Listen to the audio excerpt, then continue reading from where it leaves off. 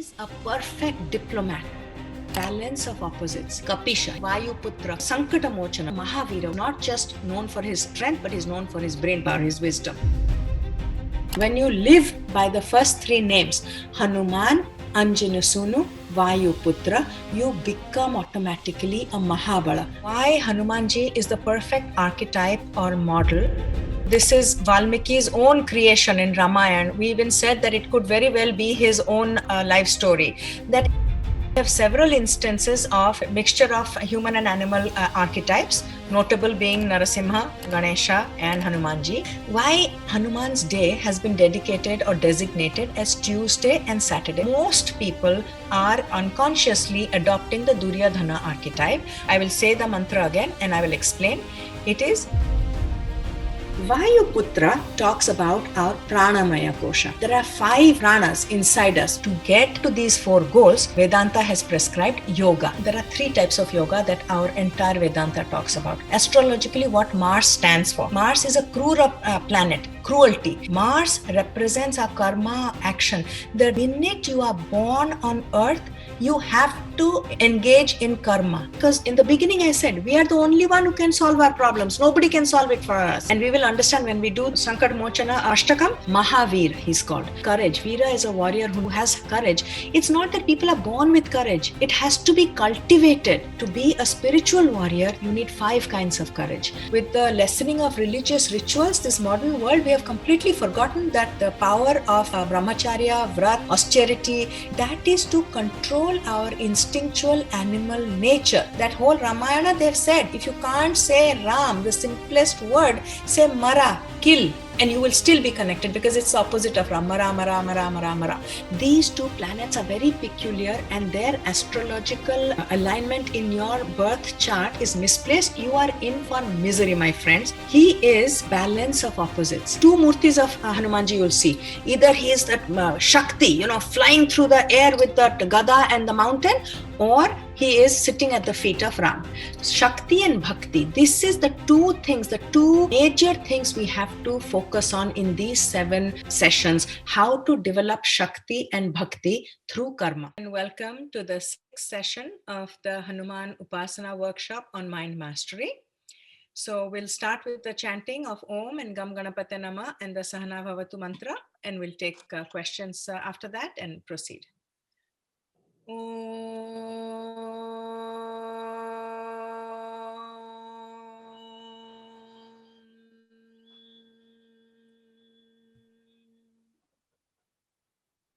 Om Gam Ganapataye Namaha.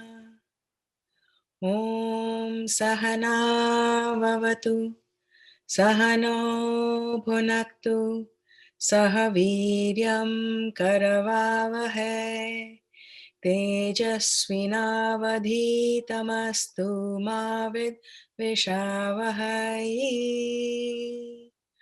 Om Shanti Shanti Shanti.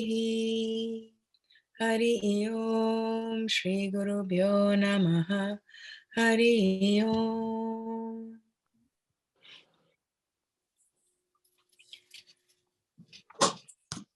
So I'll do a quick recap of last session, and then Janu, you had some questions. I'll take that, and anybody else has any questions, we'll address those as well. So last time we discussed the concept of Ashtakam, 8 verses. Why? What is the importance of 8? 8 is the number of Prakriti, of matter. 1 is the nature of Purusha, which is the energy, the supreme consciousness. So 1 and 8 is 18. It's very important number. 108. 0 is Shunya. That means the drawing board, back to the drawing board, infinite possibilities. So if you bring infinite possibilities between energy and matter, between Purusha and Prakriti, you can create infinite possibilities. So it is 108 and so on and so forth. You can keep adding a 0 between 1 and 8 and bringing more energy into any endeavor or practice that you start.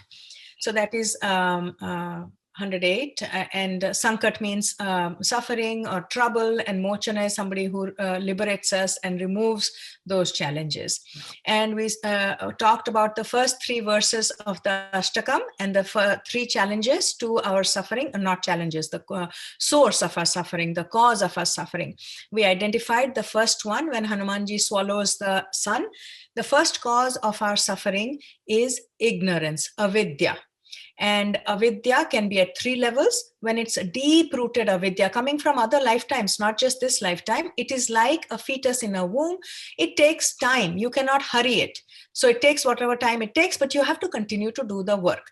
The second level of avidya is the rajas type, which is like dust on a mirror, which requires effort from us, but with a little effort, you can actually, or medium level of effort, you can actually remove the cause of your ignorance. Then comes the sattvic level of ignorance, which is like smoke on top of fire. It is there. You don't have full clear vision, hazy vision, but with very little effort, the smoke on its own will remove. So those are 3 kinds of avidya. And the ignorance, in our practical terms, this is all spiritual philosophy. In practical terms, 2 kinds of ignorance. One is what is our true nature, what we are capable of doing, we don't know that. And second is ignorance about the situation, ignorance about why we are having trouble in our relationships, why we are having trouble creating and maintaining wealth, why we are having trouble establishing our professional career. So there is 2 levels of ignorance. One is about us, our capacity, and about our situation. And the solution is to get a guru, a mentor, an expert in that field who can guide us through it.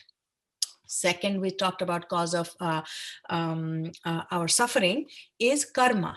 Karma is what we have done. Every cause has an effect, and every effect has a cause. You cannot do away with it or wish it away. And that was our bad or strong karma was represented by Bali, which pursues it throughout to kill us and torture us. And the only respite we have is in the Rishi Mukha ashram. Rishi Mukha is what comes out of the rishis, the elevated, the ascended masters, the saints and sages. So what they're saying is you can actually get over or faster and swifter and better way of getting yourself out of your ignorance and your karma is to find people who will, through satsang is good company and mentorship, who will get you out of your lower frequency of thoughts into a higher way of looking at it. And most of these people are not going to sugarcoat things for you. So be happy if you have somebody in your family, in your friend circle, at work, who will tell you as it is and give you solutions. You still have to work towards it. And the third cause was the angada. Anga is body, when we identify with the limitations of our body and mind, they're suffering because you want unlimited things and you are focusing on the limited body and mind. So we are frustrated, and the solution provided for that is visualization, because we have seen everywhere in the field of business, in the field of sports, in the field of everywhere, how people have transcended perceived limitations, even prisoners of war, how they have overcome torture. So it is possible. If you keep on thinking it's not possible, it won't be possible for you. But if you understand that the world is replete with history of people, instances where they have transcended known limits of human tolerance. Now, before we move on to the next 3 causes of our suffering, we had 2 or 3 questions. First thing I wanted to address, last time I think I forgot to elaborate on it, is why Sri Ram, who's the Lord, had to kill Bali from, or Bali they call it, from behind. Why he could not shoot him from the front. Now, the understanding is, I told you there was a boon that Bali had, which was that anybody who came to fight him in front of him, he would take half their strength away. So he will eventually have 1.5 times the strength, and his enemy will have only half the strength. And that applied to everybody, God, non-God, anybody who came. So basically what this Bali is our strong karma, is our vasanas, our entrenched patterns of thinking and behaving. So let's take a simple example. If you're an alcoholic and you have the rishis have told you, your mentors, your people have told you that you have to stop consuming alcohol. Now you want to go and get a job as a bartender in the bar. What do you think is going to happen? Why are you challenging that? You are not strong enough right now, so you can't go and take a job as a bartender and say, I'm going to conquer my alcoholism problem. No, you have to avoid that. You have to go far away from hide from bars. That's what it's saying. And it's not a question of Ram being God, because here hopefully we have established we are not dealing with supernatural phenomena here. It is our higher self which is telling us, hide, get as far away as you can from that bar. Or if you have let's say a weakness for sweets, you cannot go to a Diwali party and head to the dessert table. Stay away from the goddamn dessert table. You're not ready to tackle that yet. Likewise, you have something, whatever triggers you, because each one of us has a trigger. That is the thing in and of itself is no big deal. There are many people who can pass by the dessert table and nothing happens. But we who have vasanas against sugar will find it difficult. So it is advised, attack from behind, meaning stay far away. Deal with this problem, conquer this problem by being out of sight. That's what that Ram and Bali thing meant. And then there was the other question Janu asked was, Janu, what was your question about? What did you not understand? Let me focus on that part. I can't hear you. You're muted. Sorry, that's why I wrote it down, because even I forget what my doubt was. 1 second, I have to read it out to you. Yeah, I think Shubda had asked the question about tamas, rajas, and sattva, or I don't know, somebody else had. Yes. Mana buddhi, and so that analogy is correct, right? That it is correct, because our body is our animalistic instinctual nature. It has no buddhi. Buddhi is discriminating capacity. Yes. So it works. Manas is but it still thinks. Animals still think. So that is categorized or represented by manas, ordinary thoughts.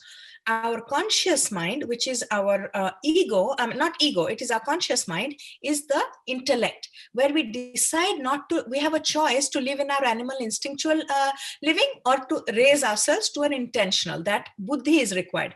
And that is why in the Dvadasanam, we start with Hanuman, that intellect part of it. And finally, ego. What is ego? We are describing ego as edged God out. What is God? God is that unity principle, the knowledge that we are not separate from God or from the universe. We are part and parcel. It's like the wave thinking, I'm separate from the ocean. I have a separate existence. We cannot exist. The wave cannot exist without the ocean.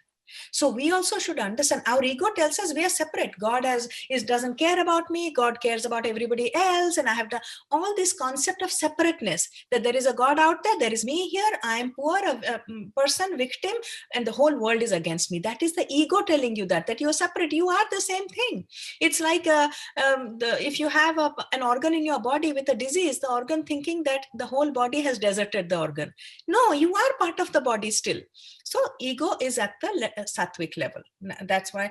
And in Hanuman Chalisa, in the very early in the thing, it says buddhihina tanu janike.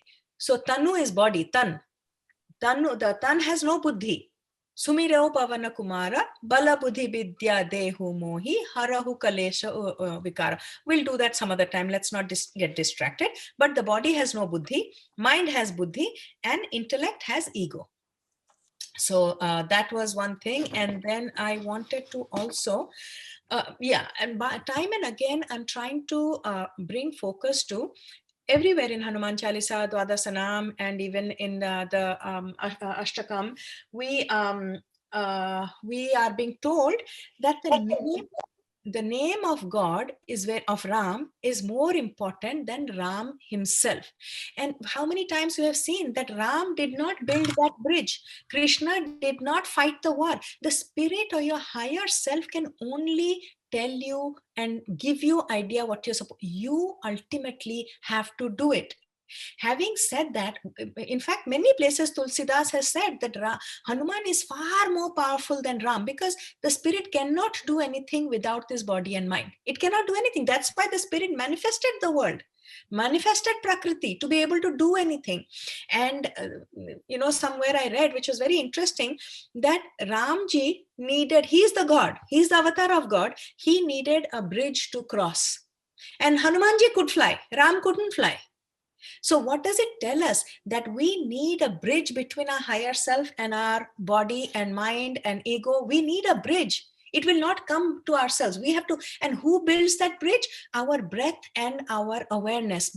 They build the bridge. So, and Ram ji existed only in Satya Yoga, whereas Hanuman ji existed in Achara Juga Paratapa Tumahara Hai Parasiddhi Jagato.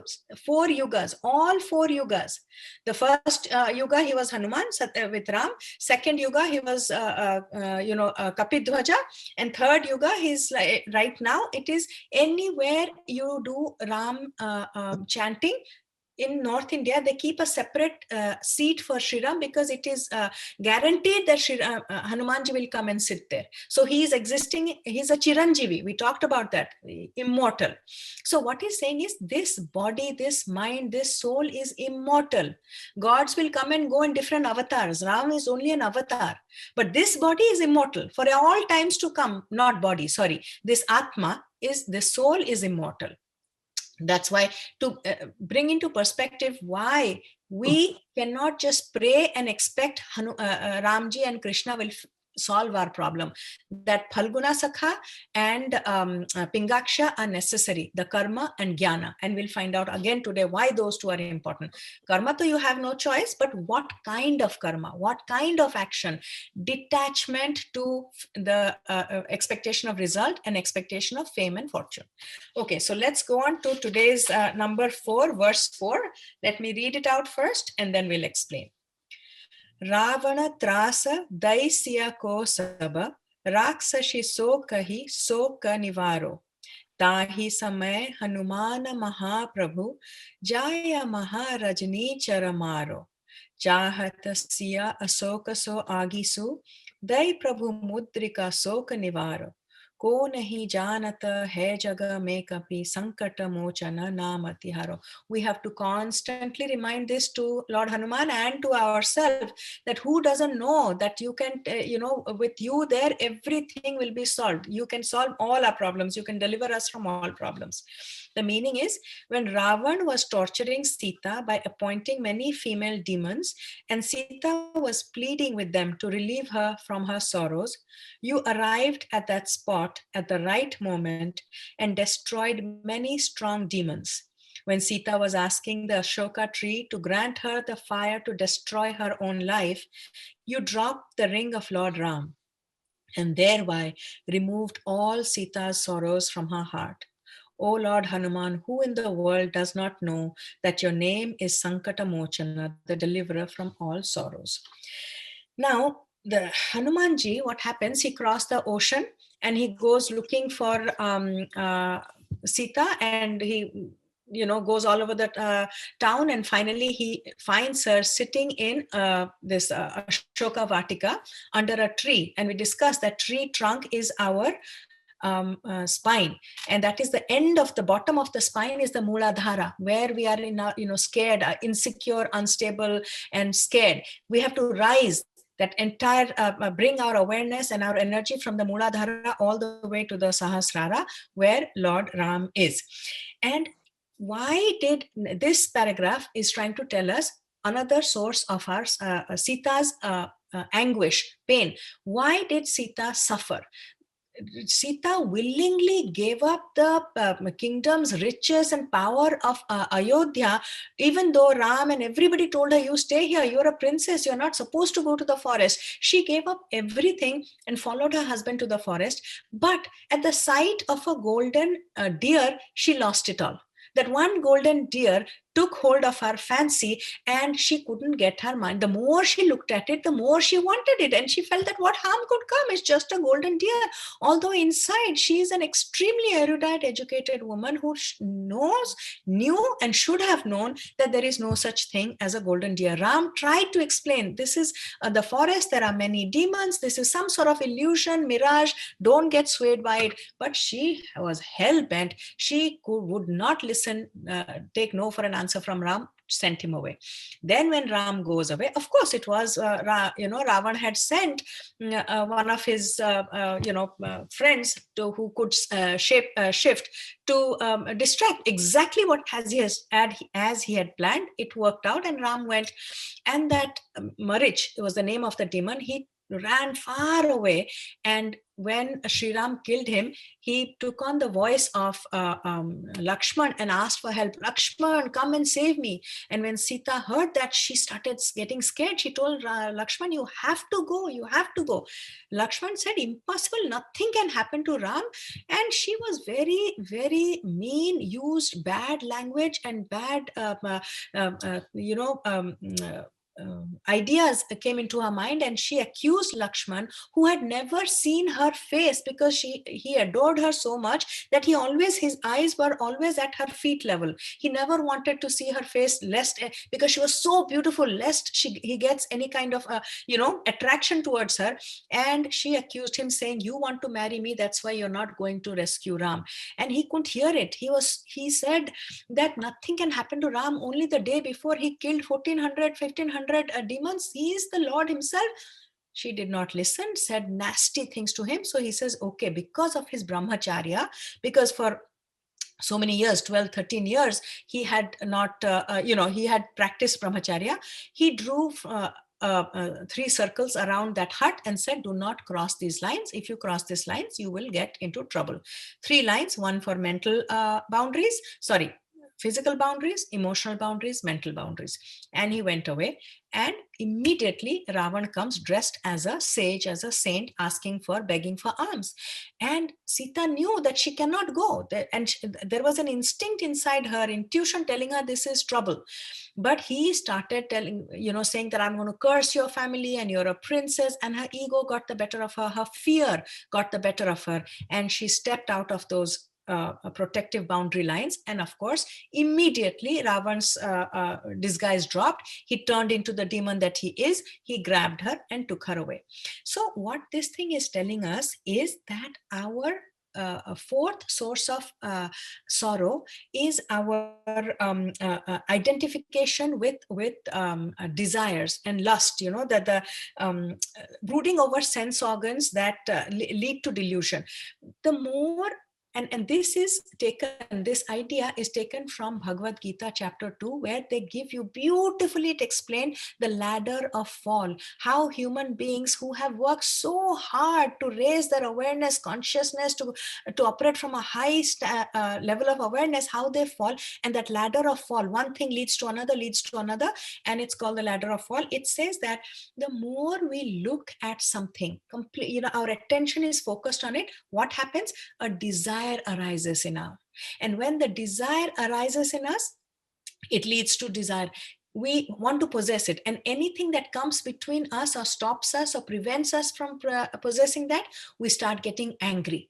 And when we get angry, what happens? We get delusional. And when we get delusional, we lose our memory. And when we lose our memory, we lose our ability to discriminate between right and wrong. And the minute you lose your ability to discriminate between right and wrong, you perish. So in this situation, what happened? Sita was fine. She gave up what not. She gave up the kingdom and jewelry and clothes and power, and with a small golden deer. And she knew she knows that it's not right, and she kept on staring at it, and suddenly a desire started developing towards it. And then no matter how much Ram told her, she got mildly irritated with Ram and convinced him to go. And she sent Ram away, her higher self. Then that led to when Lakshmana, then she wanted Lakshmana to go and save Ram, even though that was not necessary. And when Lakshmana said, no, it is not necessary, this is all a mirage, what happened? Anger arose, because he came between her and that deer and her husband. So she started getting angry. When she got angry, she got delusional. Lakshman tried so hard to explain to her, have you forgotten who you've married to? He who broke Shiva's bow, he who killed only 2 days ago, he killed 1400 demons single-handedly. But she delusional, and delusion leads to what? Leads to loss of memory. She forgot all of that. And she even forgot about Lakshmana's behavior, how chaste he is and how he has served Ram and her, and started using bad language and giving bad reasons for his hesitancy to go. Then what happens? This delusion leads to loss of memory. She forgot everything. She forgot Ram's capability. She forgot Lakshmana's chastity, and it led to the loss of viveka, loss of discrimination. She could not tell that if I said, what I'm doing to Lakshman is terrible, horrible language I'm using, and I'm forgetting all that he has done for me. He hasn't even seen my face. He only looks at my feet. She forgot all that, lost her capacity, and started saying bad things to him, such bad things that he could not hear. And he draws the line and goes away. Then when the minute you send away, don't listen to your higher self. Don't listen to your awareness, which is telling you draw boundaries. We know when Ravan came, she knew this was trouble. And we also know when we get into bad relationships, when we are about to do bad things, we know there's a niggling doubt inside, but we don't want to listen to it. Our ego comes, our fear, because we have sent away everybody, the higher self, the awareness, we've sent away everybody. We don't want to listen to anybody, and we cross our limits. We cross the minute. And who is Ravana, the 10-headed? It's this Vasanas, strong delusional vasanas that have such power over us. And she crossed it. The minute we come in contact with these desires, whatever they may be, immediately their true self reveals it to us. But we have long crossed that boundary that our awareness had drawn. So this tells you that the fourth cause is that our attachment to sense organs. And the golden deer had no power over her if she did not continue to look at it and think about it. Similarly, if you want to drink something, and if you have an alcohol addiction, if you think about it, it will transform or into a strong desire and an attachment for that thing, and that attachment will lead to a desire to drink. And once that desire comes, anybody who stops you from drinking, you're going to get mad and angry. And when you get angry, you get delusional. You know how bad alcohol is, but you will not remember anything. You will lose your memory. Once you lose your memory, your ability to discriminate right and wrong goes, and you will perish. That's what it's saying. So sense objects in and of itself don't have control over us. What control we need to have is not to focus on it. So because the same alcohol, the same golden deer, Lakshman saw, Ram saw, nothing happened. Same alcohol, I can see, you can see, but somebody who is an alcoholic will have a problem. Same dessert, you and I can pass by, but somebody else who has a sweet tooth won't. So the objects in and of themselves don't have. But if you know that you have a weakness for that, you have to do what Ram did to kill Bali. You have to hide from it. Hide from it. Don't come in presence of those things that have such control over you. So once Sita goes, she reaches there, she realized her trouble, but she had the sense, because she had developed, she's a very developed soul, to create a firewall around her by chanting Lord's name. Ram, Ram, Ram, Ram, Ram, Ram. She did not eat, did not think. She knew she had made a terrible mistake. And the only way when you fall from that ladder, or fall from being with Ram, your higher self, to finding yourself trapped in a demon's, what should I say, land that is nobody can find, only way out is reconnecting with your higher self. And you can do that through this kind of chanting, or whoever you know is going to get you out of there, thinking of them and trying to reconnect with them. And when Ravan came to, persuade her, she did not listen. She cursed him. She said, "You get away from here. I have made one mistake. I will never look at you again." Ravan had a curse that he could not forcibly take a woman against her will. And there is a deeper significance to that, because Ravan is delusion, is vasanas, is the sense object, the lust that is and in the sense of objects. They don't have any control over us per se. We have to give them permission to have that power over us. So that's why Ravan cannot take Sita by himself. Unless first time Sita gave permissions, she came out and engaged with him. But this time she said, "Nothing doing. I will not look at you. I will not touch you. I will not listen to you. Zero, zilch, zip." So that's the only way. Once you realize you've made a mistake, you know that that thing has no power over you in and of itself. So he cannot do that to any woman, because woman is prakriti, our matter, our nature. We can take back our control anytime. That same woman who was helpless and got kidnapped, here Ravan cannot touch her. Why? Because she decided that he will have no control over me. So that is our false identity and ego. When they come to tempt us, when bad things and bad habits, they look like a sadhu, like a saint, like, oh, this is going to, this last house or last affair or last, money that I'm embezzling from somewhere, last time, it thinks it looks good. Nothing will happen. The minute you do it, the true nature of that act or that person reveals itself. So that's what it says, that until Sita engaged with, came out and went there, you don't know. It looks like, how bad can it be? How bad can it be? And we start telling ourselves story. I am the princess. I cannot give alms. But you are not a princess here. You are out of your depth here. So knowing where your depth is and drawing boundaries, that I cannot do this, is very important. And Hanumanji came as a guru, because he is reuniting your higher self with the lower self. The breath and mind is the guru. And how did he reunite? When somebody is detached and fallen down, when somebody is suffering, is in the depth of suffering, you don't start going and hammering them. I told you so, this is terrible, horrible. He gave the ring of Ram. What is the ring of Ram? And he carried that ring in his mouth, as if he didn't have hands and pockets and clothes to put it. What they're trying to say is, these words of hope have to come out of your mouth. You speak to them, and he took a sukshma rupa, very tiny avatara, tiny form he took, and he sang beautifully bhajan. This guy who was prachanda, I mean, he has just crossed the ocean, for crying out loud, took a tiny form and started singing a bhajan to get her, when somebody is fallen down, to get her hope up, to give them hope. You don't badger them. You just tell them gently and let it sink in. She was afraid. She didn't want to listen to him at first. She wasn't sure who to trust, who not to trust. But he didn't force his idea. And the minute he dropped the ring of Lord Ram, meaning giving hope that your higher self is coming, will reunite with you. And through gentleness, you don't force feed somebody, they've fallen down. This stick and carrot, you use the carrot at that point, not the stick. So you give them advice very gently, bring hope back. After hope comes, then you can do many other things. So that is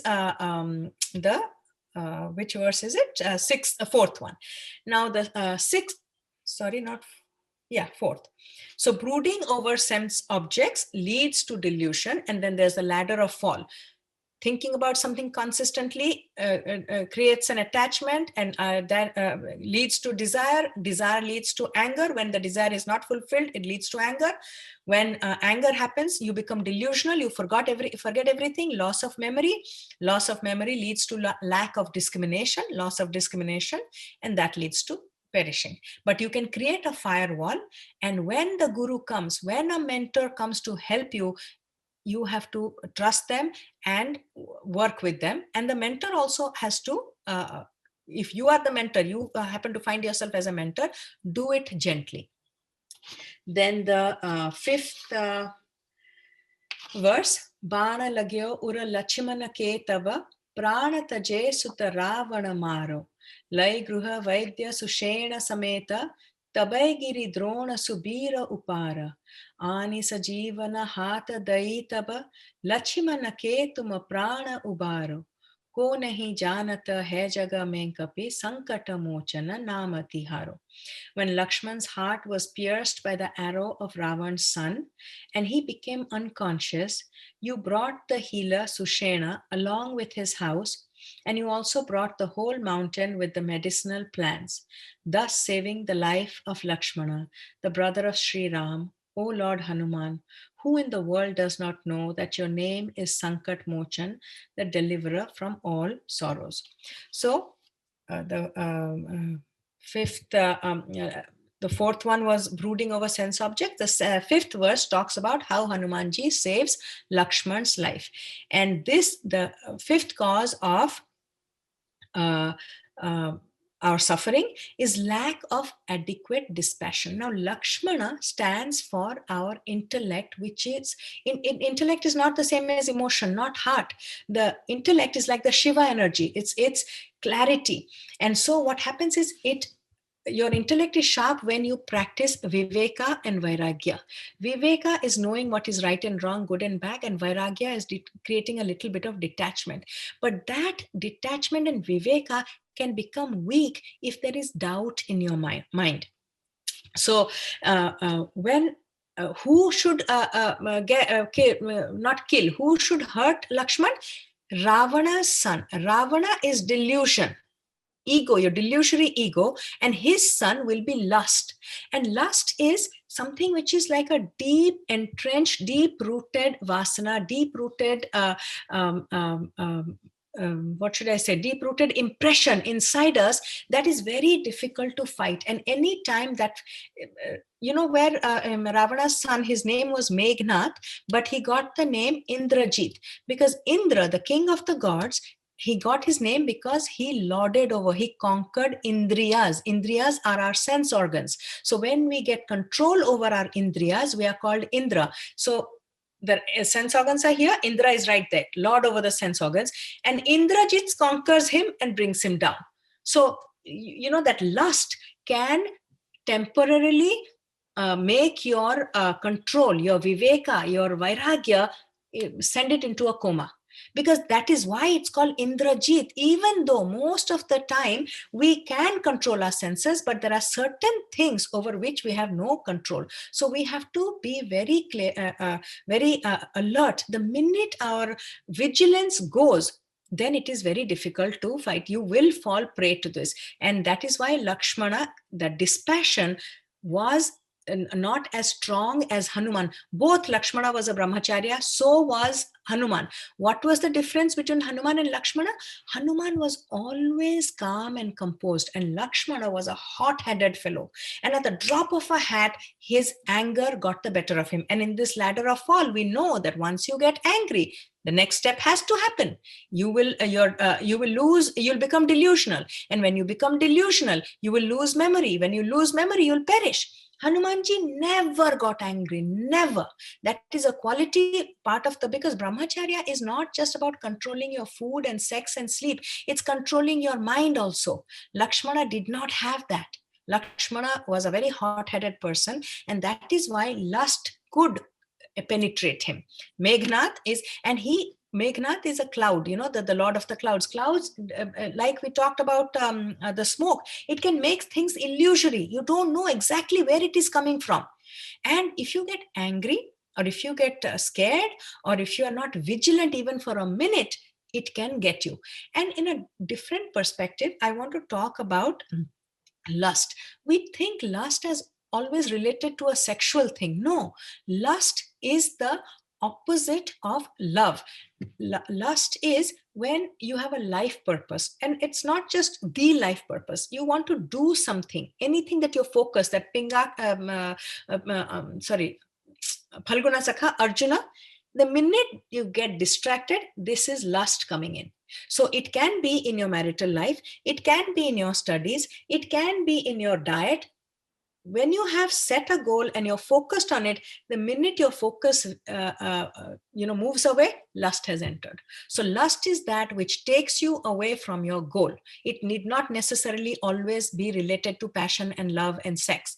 Anything that distracts you from your goal is lust. And anger is a very, we think that we can do all, what should I say, we can control ourselves, but unless you control anger, which Lakshmana had not controlled, we will fall prey to people like Indrajit, these very subtle, what should I say, vasanas. So, and Hanumanji again comes as a guru, because he went he got the Vaidya, the doctor from Lanka, who was Sushena, and that doctor said that you have to bring the herb which is in Himalayas. Now, the Himalaya means any kind of mountain means wisdom. All the great ascended masters have always gone to the mountain to get a spiritual knowledge. And Himalayas for the Vedic rishis those days meant the Vedic information. So Hanumanji flew all the way to the Himalayas and got that Sanjivani. In the Vedas, there are two elixirs. One is Sanjivani and one is Amrita, what is it called? Amrita, immortality. So Sanjivani revives our lower self, our body and mind. Amrita gets us that immortality. The elixir of immortality is a different thing. We'll talk about it some other time. Right here, he has to be present in his body and mind to be able to fight this battle. So that is why Sanjivani was brought, that information that will revive your body and mind. We in present day context, how do we understand that when somebody becomes completely in a coma state, their awareness is not working, you have to get somebody like a guru, not necessarily a spiritual guru, it can be a spiritual guru, but somebody who has very high level knowledge, who can come and revive that viveka to again be resurrected, because it was temporarily overpowered by our vasanas, deep-rooted sense and lust.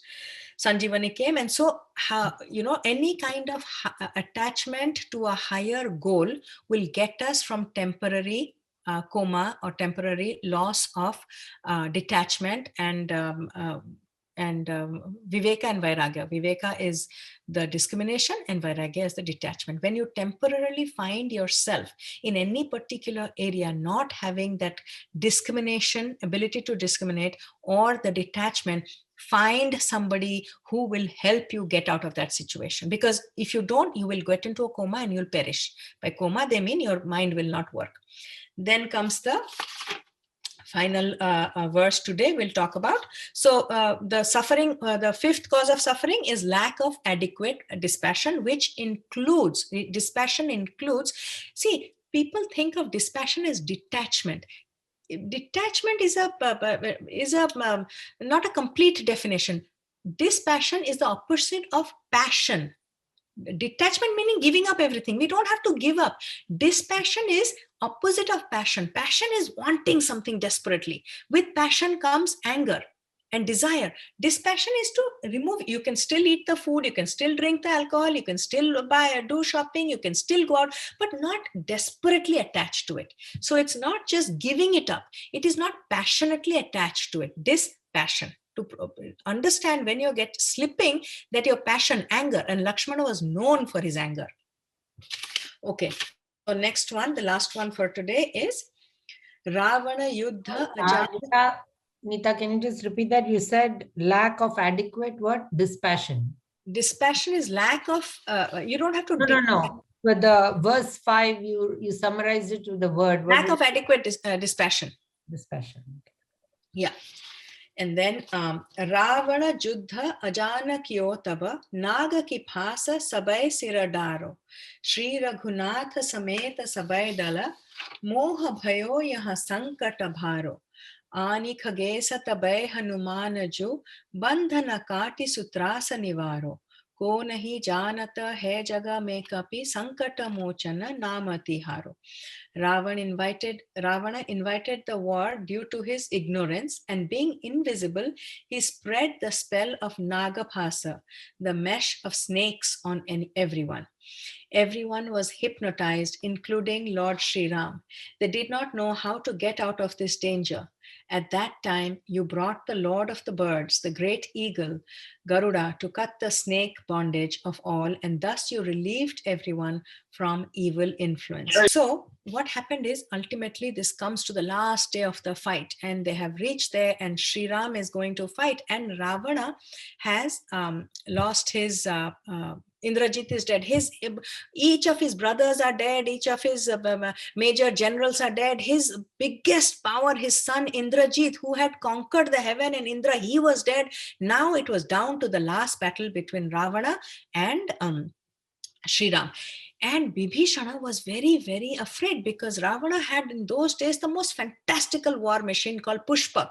And his chariot had all kinds of arrows and guns and you name it, thinkable and unthinkable weapons.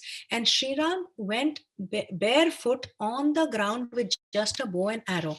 And Vibhishana was very scared. He said, how will you fight Ravana? Look at him. You're coming here. You have no chariot. You have nothing. You have a bow and arrow, no shoes. And Ravana has everything. But what this thing is trying to tell us is when you are down to fighting that ego, it gets subtler and subtler, and you cannot take the help of technology or ideas or outside help. You have to. He was barefooted and on the ground. What does that mean? In touch with matter, with yourself. You are grounded. You are in touch with your body, your mind. You alone can help yourself. No war machine, no army, no doctors, no, but they can all give you advice. But ultimately, you cannot lose touch with your earth element. That Mooladhara, we have to rescue Sita from Mooladhara. That is an earth element. So you can't come flying in the chariots and save somebody from the Mooladhara. You have to go to the Mooladhara. You have to go to the base of your spine, to your Mooladhara, be in complete contact and merge with your earth element. And what it says is, when Ravana comes, he uses his ultimate astra weapon. It's called Nagaphasa. It's an arrow which when you let go, it shoots snakes and ties everybody, and everybody gets into a delusory, like a coma, and they all drop, including Lord Rama. What Naga Phasa mean? Phasa is like a knot, like a knot around somebody, constricting, restricting them. And Naga, snake, means doubt. Anytime you have a doubt in your mind, and even in Christianity, they talk about that fall from Garden of Eden because the snake came and caused that fall. So whenever you have doubt in your ability as in your higher self, then this problem will start. And very often when we go to the Mooladhara, that is, we are so low in the dense energy that it is possible to stop, to forget who we really are. Even Sri Ram fell for that our higher energy also sometimes can get pulled down when we are operating from the Mooladhara, insecurity and instability. And we have to remember that Ravana was also like his son, could shape shift. You can't see him sometimes and he's become something else.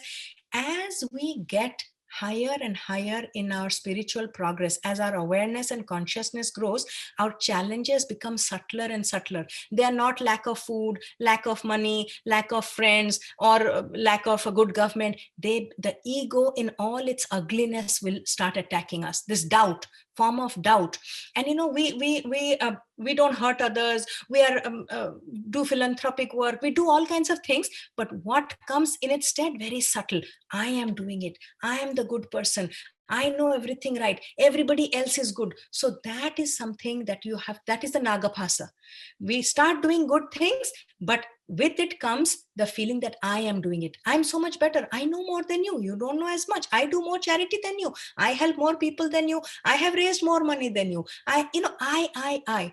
And this is beautifully explained by the analogy between Buddha and Krishna. Buddha is the path of the intellect, like Shiva's path. So where he starts off saying that I don't want this, I don't want this, I don't want money, I don't want name, I don't want fame, I don't want this, I don't want this, I don't. At some point you're stuck with I, the very thing that you need to drop. And 1 in a billion, only Buddha is able to drop that I. It's a very difficult path. Whereas Krishna's thing is, when he, you hear about Krishna having 16,000 wives.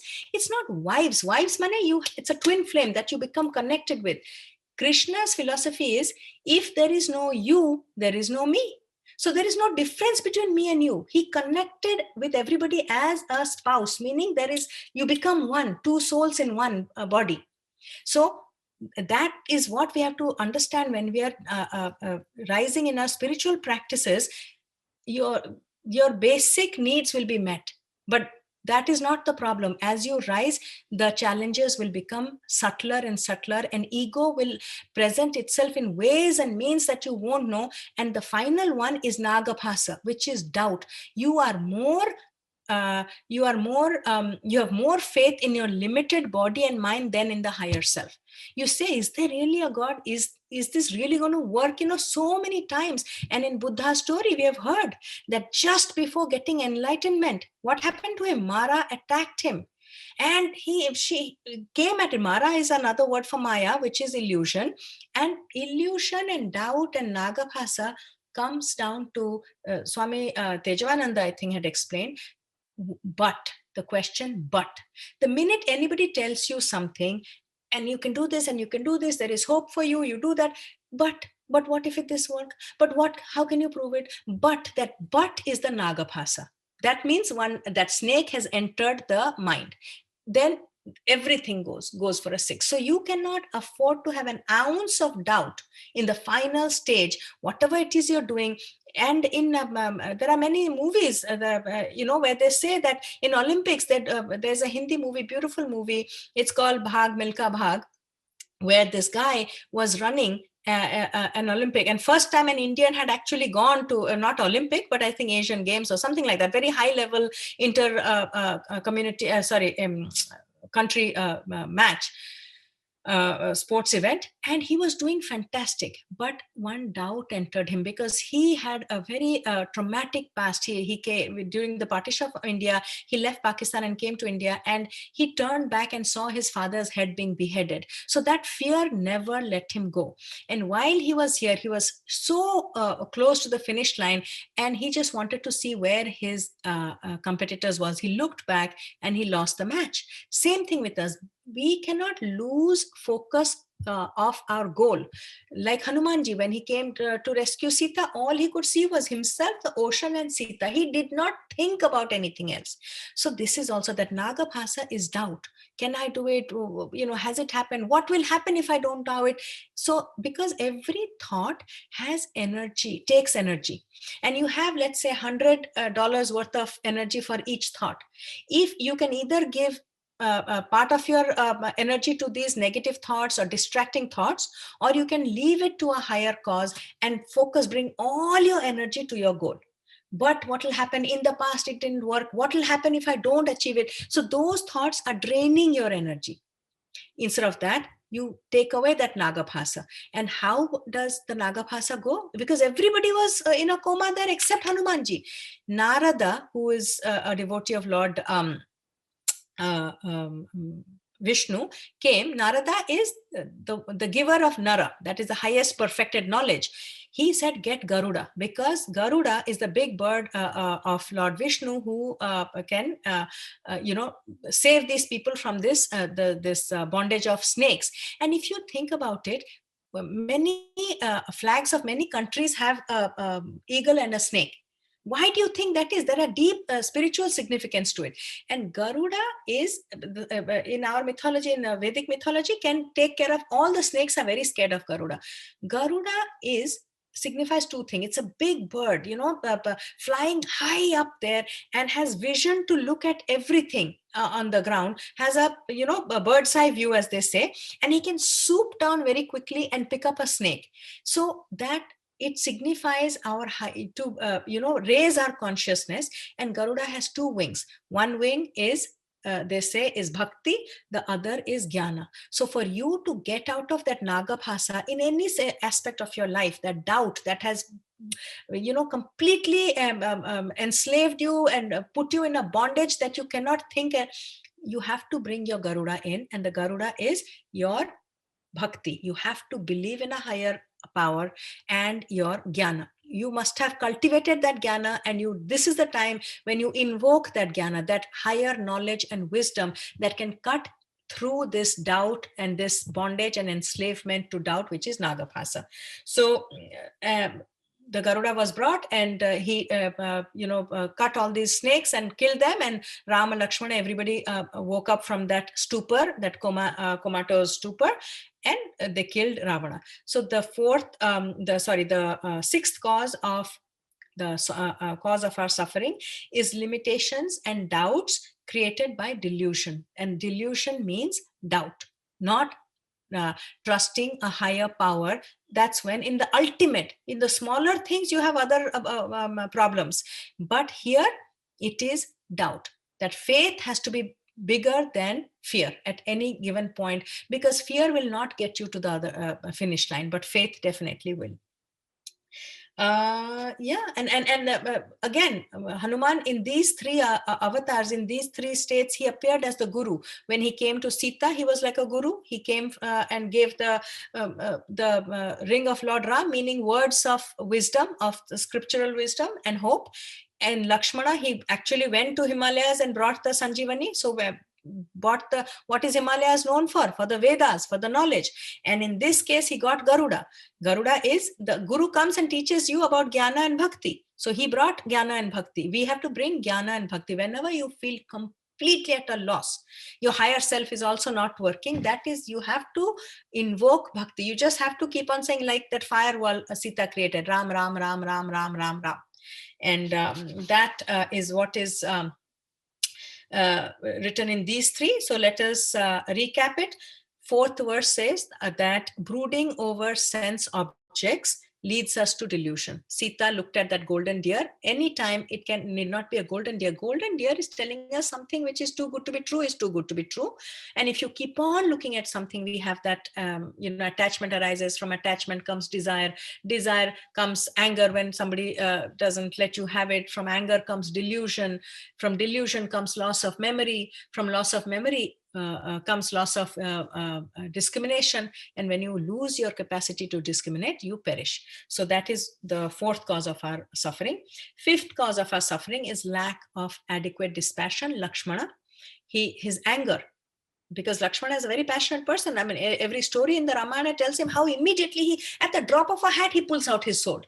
That will get you into trouble, because this ladder of fall, the minute you tap into the, you vibrate at the frequency of anger, you've lost it. That game is lost. And because your senses will be overcome by lust. And lust is what? Anything that distracts you from your goal. Your goal could be passing the exam, goal can getting the job, goal can be getting married, goal can be whatever. But if you have anger, you get distracted, lust has entered. And finally, the sixth one, we have, of course, 2 more verses we'll do next time. Limitations and doubts created by illusion, which is delusion, which is the nagaphasa, which is doubt. And snake in every religion, culture, and spirituality is your lower nature, your doubt. And we have to, the only way to get over that is bringing Garuda. And all the many countries have this emblem of an eagle holding a snake, exactly the same message they're giving. Bird's eye view, and you look down, vigilant, fly high, not these lower emotions, lower frequency thoughts and energy. You have to fly high, swoop down when necessary, cut that, kill that snake. And you can do that with devotion to a higher cause. It need not just be a spiritual cause. It can be a cause of your company, cause of your family, cause of your country. You have to focus on a higher cause, and you have to invoke your knowledge. You cannot operate from a lack of ignorance, which is the first cause of suffering. That's it for today. And today's for the next week, the Ashta Siddhi that you will be practicing is called Prakamya.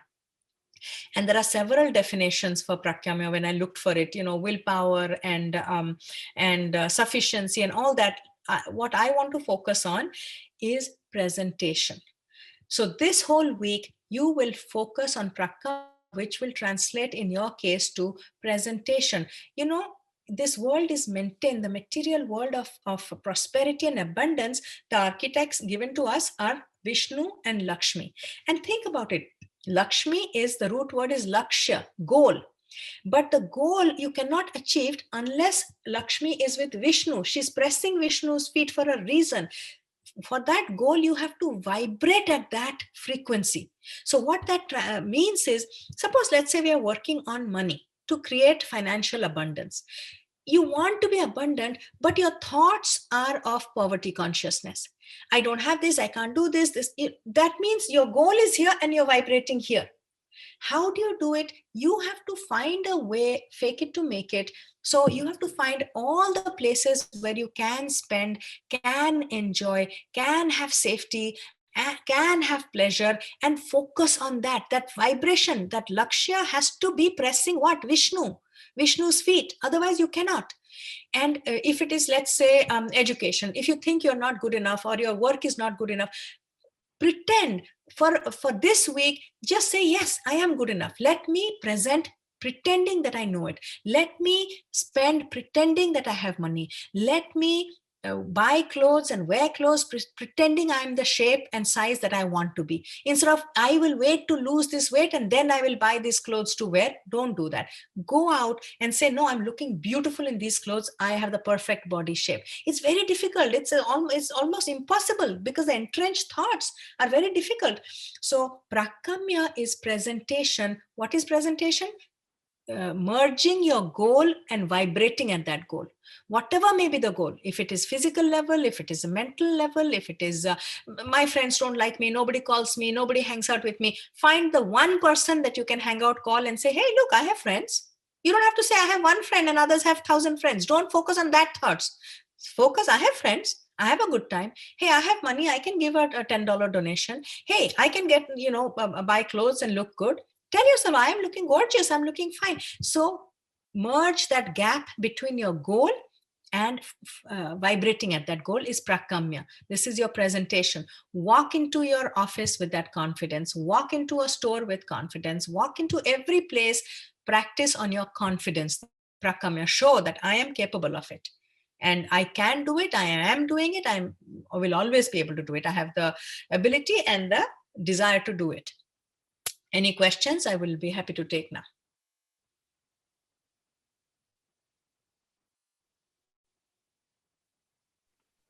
No questions today? No, I do have a question. I'm just trying to, sorry, I was taking notes. You had talked about desire, right? And how desire for things drives you to, have lust, and then you lose focus and so on. So the desire doesn't necessarily mean just for material things, right? It could be, the desire could be for non-material things as well.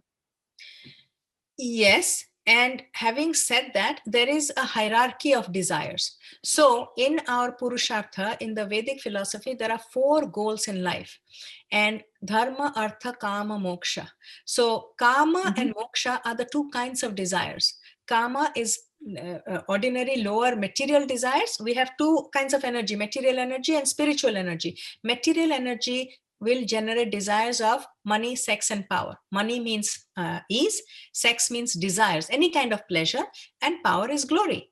And the other spiritual energy in us will generate the desires for Sat, Chit, Ananda. So truth, awareness, and bliss. So there are 2 kinds of desires. And a moksha is finally no desires. Ultimate liberation is liberation from your mind, the confines of your mind. But you have to go step by step. So to overcome material desires, you have to have non-material and spiritual desires. And to overcome, finally, you will be able to have moksha, which is freedom from thoughts, from your mind. That is the immortality. That is the amrita that they're talking about. So yes, but that doesn't mean freedom from material desires doesn't mean that you will completely give it up. What they're saying is dispassion.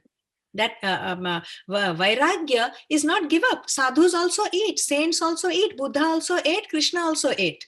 So they did procreate, but that how attached are you to it? If it is taken away, are you going to lose your mind?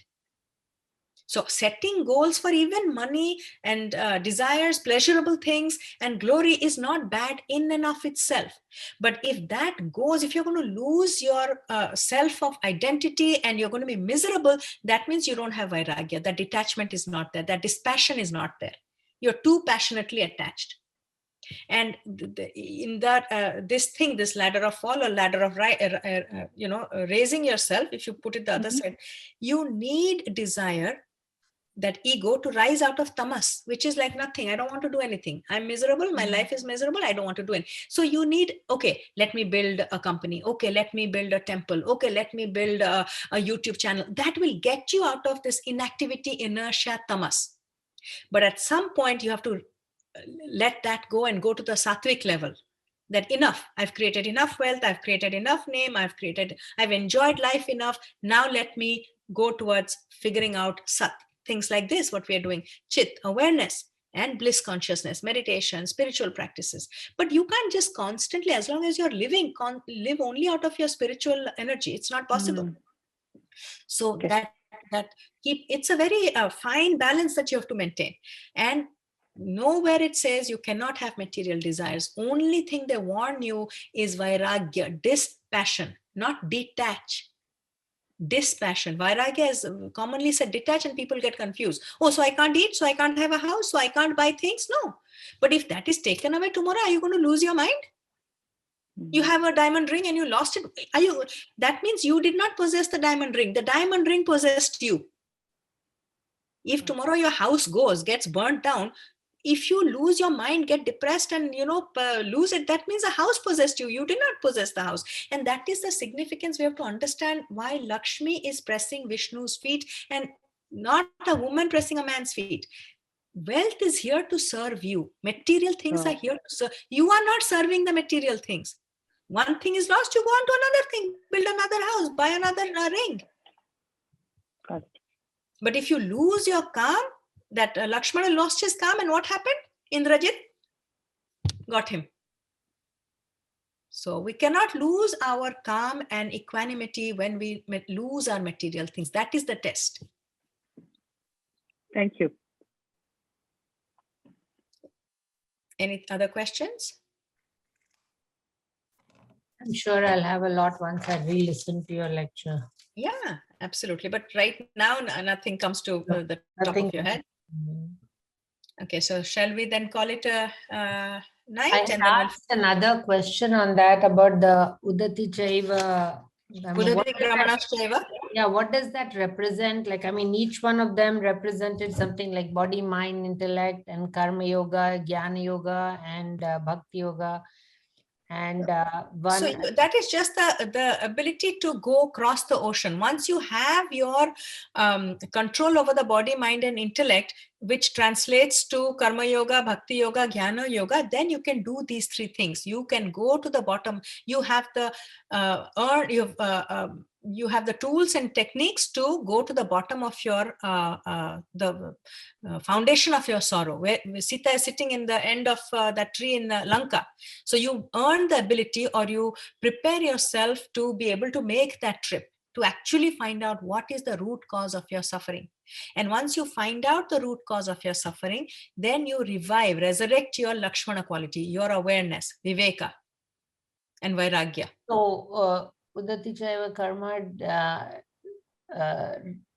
is the ability to, because not everybody, if you go to some person who's suffering and tell you what is the cause of your suffering, he won't be able to tell you what is the cause of his suffering. So, okay, because he has not got control of his body, mind, and intellect. He has not practiced karma yoga, bhakti yoga, and jnana yoga. What is yoga again?